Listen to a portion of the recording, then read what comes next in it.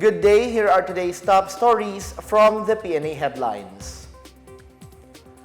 Our starting point, the Commission on Elections is set to proclaim the 12 winning senators from the May 12 midterm elections on Saturday afternoon. Marita Muahe leads our coverage today. Comelec Chair George Erwin Garcia announced on Thursday evening that the proclamation for the winning senators is set on Saturday, shortly after the National Board of Canvassers wrapped up its 3-day canvassing of votes. He said the NBOC is coming out today with a resolution on the proclamation of the winning senators. Garcia emphasized that while the tally has been completed, it remains subject to final auditing procedures.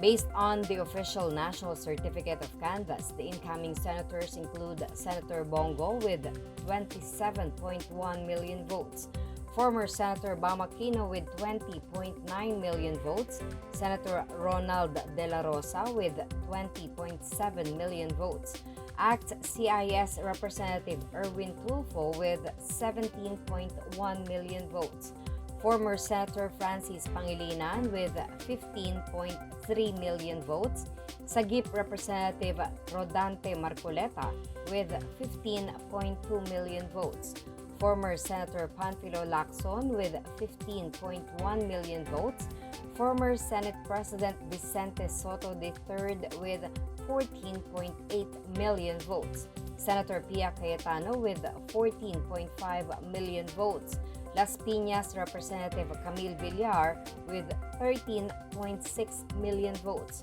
Senator Lito Lapid with 13.3 million votes, and finally Senator Amy Marcos with 13.3 million votes. As for the party list race, Akbayan leads with over 2.7 million votes, followed by Duterte Youth, Tingog, 4Ps, ACT CIS, and Ako Bicol.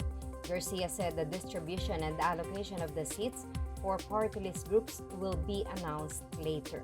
The NBOC canvassed a total of 175 COCs, including overseas votes from Tuesday through Thursday. For the Pna Headlines, I am Marita Muahe. Shifting gears now, President Ferdinand R. Marcos Jr. reaffirmed his commitment to strengthening the Philippines' diplomatic ties with several nations as he welcomed 5 new foreign ambassadors during a formal ceremony at Malacanang Palace. The President on Thursday received the credentials of the new envoys from Bangladesh, Palau, Armenia, Cuba, and Mongolia as he expressed optimism for deeper bilateral cooperation. Among the newly accredited diplomats is Bangladesh's resident ambassador to the Philippines, Muhammad Sarwar Mahmood.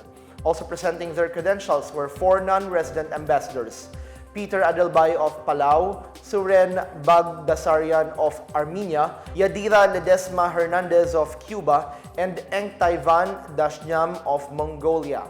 In a statement, the Presidential Communications Office says President Marcos encouraged the envoys to explore the Philippines and engage closely with their local counterparts to deepen diplomatic and cultural exchanges.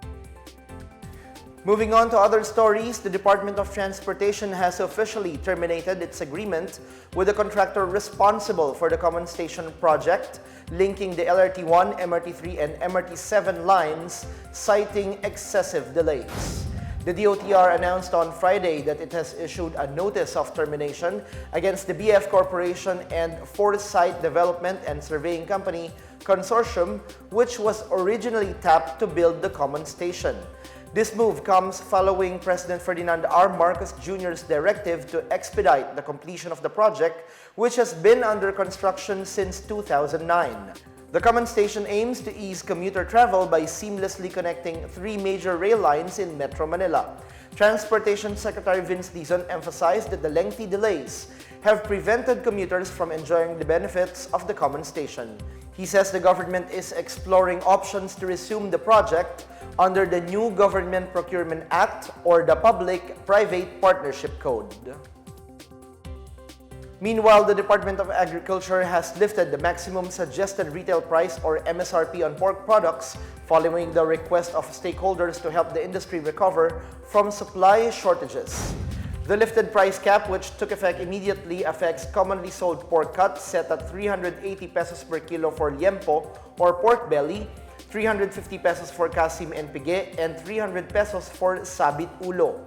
Agriculture Secretary Francisco Tiulaudel Jr. says the decision was prompted by calls from hog farmers and groups to give way for recovery period. The DA reports low compliance with the MSRP with only 30 to 40% as of mid-May. Meanwhile, Tiulaudel assured that they will bring back the pork MSRP once policy reforms and further studies are completed.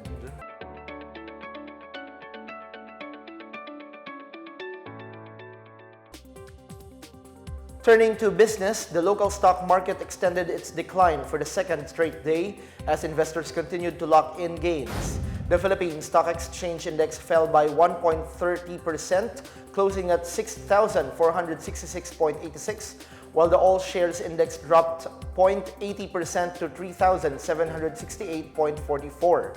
The holding firm's index managed to buck the trend, gaining 0.54%, while most sectors ended in the red. Mining and oil posted the steepest drop at 3.34%, followed by financials, property, services, and industrials. Rizal Commercial Banking Corporation's chief economist Michael Ricafort described the correction as a healthy, profit-taking phase after the market's recent gains. Meanwhile, the Philippine peso rebounded in Thursday's trading, closing at 55.75 against the US dollar, stronger than Wednesday's finish of 55.86. Meanwhile, the Department of Energy reports that the country's energy sector has surged to a value of 3.3 trillion pesos, up from just 630 billion pesos in 2022. Energy Secretary Rafael Lotilla says the growth reflects stronger investments in power generation, transmission, and distribution. Meanwhile, to help cut electricity costs, the government is expanding renewables, upgrading transmission lines, and introducing hybrid systems in off-grid areas. Lotilla adds that reducing transmission bottlenecks and relying more on local energy sources will help lower power prices. That's the latest and the biggest stories on the PNA Headlines. For more news updates, visit our website pna.gov.ph or our Facebook and X account, Philippine News Agency. The PNA Headlines is also streamed via the Servicio Facebook page. You may also watch the PNA Headlines through the Philippine News Agency's YouTube account and via the News and Information Bureau website under PNA News. I'm Benj Bondok. This is the PNA Headlines, bringing stories that unite the nation.